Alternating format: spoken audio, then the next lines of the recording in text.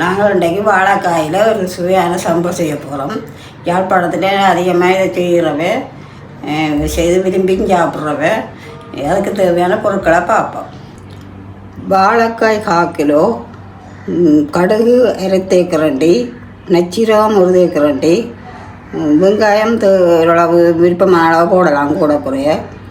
மற்ற பச்சை மிளகாயும் கூட காரத்துக்கு ஏற்றதாக போடலாம். நான் பெரிய பச்சை மிளகாய் ஒன்று போட்டுருக்கேன், மிகவும் கூட காரத்துக்கு ஏற்றதாக போடலாம். தேசிக்காய் பாதி தேசிக்காய் போட்டால் காணும். உப்பு தேவையான அளவு. தேங்காய் ஒரு பாதி, சின்ன தேங்காய் பாதி தேங்காய் திருவி வச்சுருக்குறோம். நான் இப்போ இந்த வாழைக்காயை தோலை சீவி சின்ன சின்னனாக வெட்ட போகிறேன். வாழைக்காயை வெட்டி நான் தண்ணியில் போட்டு வச்சுக்கிறேன். 2 வெளியால் போட்டால் கயிறு வரும்.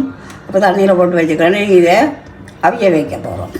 இப்போ நாங்கள் வெட்டின வாழைக்காயை தண்ணியில் போட்டு உப்பும் போட்டு அவிய வைப்போம். உப்பு போடாட்டி கொஞ்சம் கறக்க பார்க்கும் வாழைக்காய். இப்போ உப்பும் போட்டு அவிய வைப்போம்.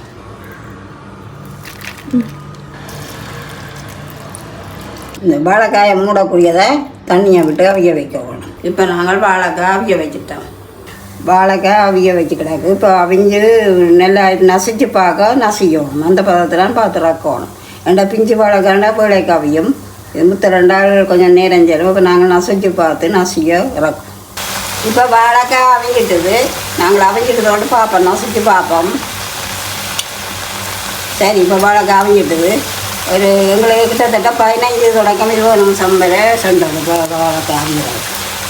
இப்போ நாங்கள் வாழைக்காய் சம்பளம் இந்த ஒரு அடிப்போம். முதல் இந்த கடுகையும் நச்சீரகத்தையும் போடுவோம். 1/2 தேக்கரண்டி கடுகும் 1 தேக்கரண்டி நச்சீரகம்.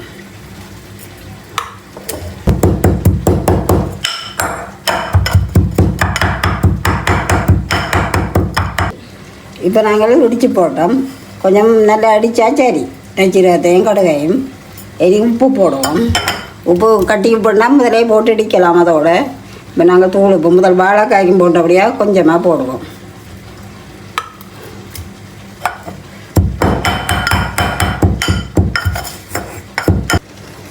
சரி, நாங்கள் வாழைக்காயை போடுவோம். வாழைக்காயம் போட்டு இது கூட இடிப்போம்.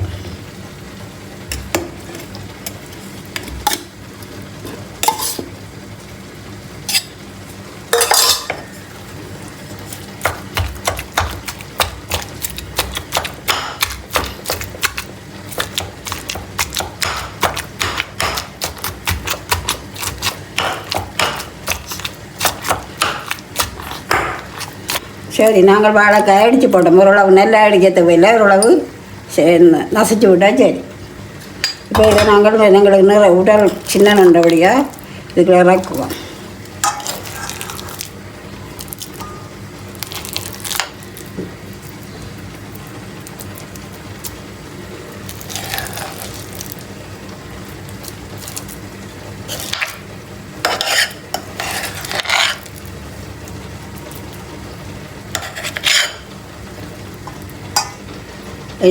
தேங்காய் பூவை போட்டு அடிப்போம்.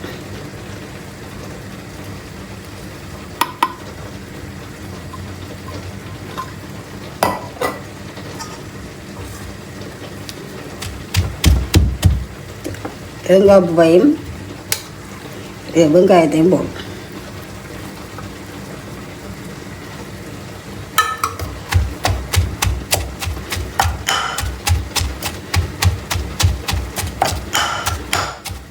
சரி, ஓரளவு தேங்காய் போட்டு இடிச்சாச்சு.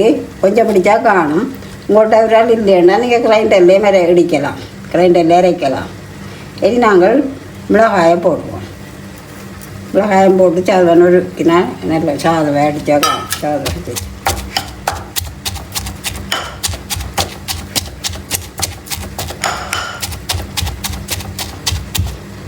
சரி, நாங்கள் இனி பார்ப்போம்.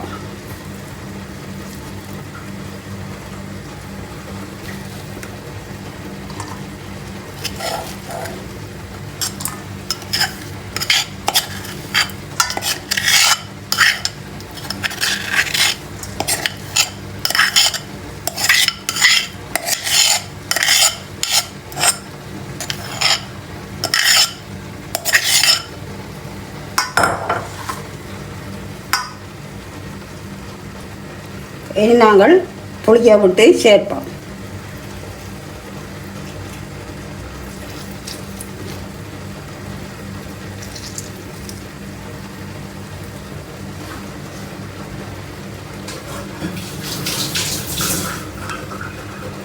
புளிக்க விட்டுட்டு சேர்த்து விட்டால் சரி.